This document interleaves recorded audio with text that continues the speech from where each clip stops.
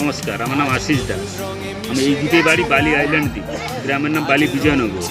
আমি এখান থেকে মাছ ধরতে যেতাম, 18 বছর ধরে মাছ ধরেছি। 2021 সালে নভেম্বর মাসে আমার বাঘের সঙ্গে লড়াই হয় ডিঙি নৌকার উপরে। সেদিন বাঘ উঠে গেছিলো। তার কারণ হচ্ছে সেদিন একটা মেঘ ছিল আকাশে। মেঘ ওঠার সঙ্গে সঙ্গে খাঁড়ি খালে নৌকা অ্যাঙ্কার করে দিচ্ছি ধুবনির খালে। আর আমার গায়ে জ্বর ছিল, আমি ঘুমাচ্ছিলাম। কিছুক্ষণ পরে আমার যে 4 জন সঙ্গী ছিল, ওরা চিৎকার করতে আমার ঘুম ভেঙে গেছে। আমি মুখ থেকে কাঁথা সরিয়ে দেখি না বাঘ দাঁড়িয়ে আছে। তখন ধরে ফেলেছি পাঁজা করে, বলেছি মা গো বাঁচাও। মাথাটা ফেটে গেছে, আমি শব্দ পেয়েছি। তার 8 মাস তো আমি কিছুই জানি না। 8 মাস পরে জ্ঞান এসেছে। 8 মাস পরে দেখলাম কথায় কী করেছে। নাকে বাঘের নখ লেগেছিল। এইটা হচ্ছে, এইটা এখন হার নেই আমার। এখন এইখান থেকে এটা গ্যাপটিং করা। আমাকে কলকাতা থেকে এক স্যার এনে দিয়েছিলেন এই পেপারটা, যে আসিস তোমাকে বর্তমান পেপারে দিয়েছে, দেখো তোমার ইতিহাস দিয়েছে, তোমার যে সুন্দরবন বাঘের ধরার ইতিহাস।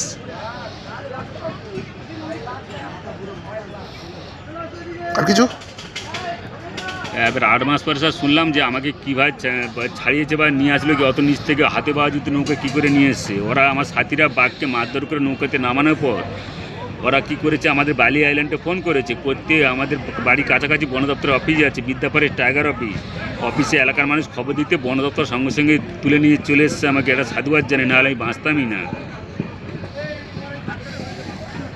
এখন এখন কিভাবে চলছে? এখন চলছে বলে পর্যটকরা আসছে। আমার একটা অপারেশন বাইকে আছে, লড়াই দিচ্ছি যাতে এই অপারেশনটা করতে পারি আমি। এই জায়গাটা আবার একটা সার্জারি হবে, হার নেই এই জায়গাটাতে।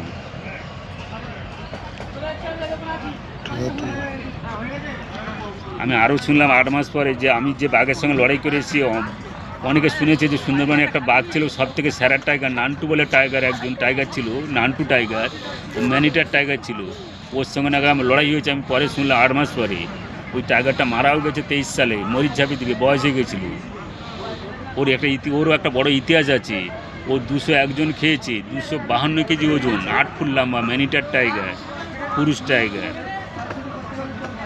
এখন আপনি মানে পর্যটকদের কাছে কি চাইছেন? পর্যটকরা আসে আমাকে ওই সুন্দরবন নদীমার থেকে যে ট্যাপে ছেলেরা কাজ বাজ করে, ওনারা আমাকে ডাকে পর্যটকের পরিচয় করে দেওয়ার জন্যে। যেটুকু অর্থ সাহায্য করে সেটুকু আমি নিজেকে বলতেও লজ্জা লাগে। ওনারা বলেও দেয় ছেলেরা যে কাকে কিছু দাও। আমার এইভাবে একটা অপারেশনের জন্য আমি লড়াই দিচ্ছি যাতে করা যায়। মানুষরা যদি কেউ কোনো হেল্প করতে চান, ওনার নাম্বারটা আমরা দিয়ে দেবো। নাম্বারের মধ্যে আপনারা একটু হেল্প করার যদি ব্যবস্থা করেন খুব বেটার হয়।